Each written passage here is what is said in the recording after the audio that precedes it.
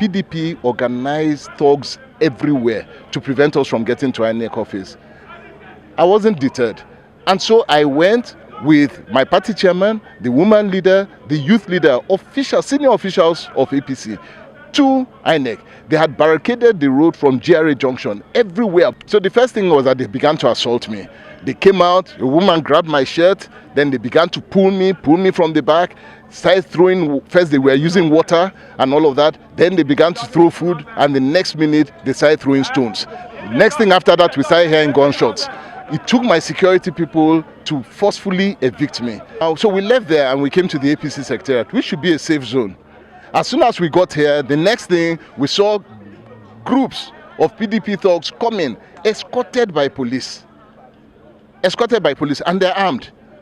The groups there are armed. They started shooting outside the APC office. So my own personal security force came out. They said I should go inside, and I said, no, I'm not going inside. We have to stand here so that everybody can see what's going on. So there was shooting, and right now you can still see that they're arguing. And the argument is between two sections of the police force. Why? I'm told that they will be there today, tomorrow, until Friday.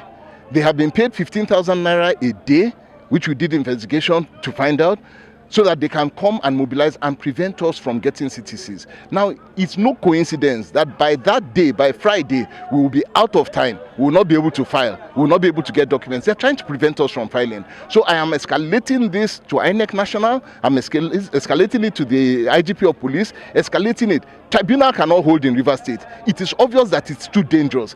INEC National must request for the CTCs and bring them so that we can have them. It's our right.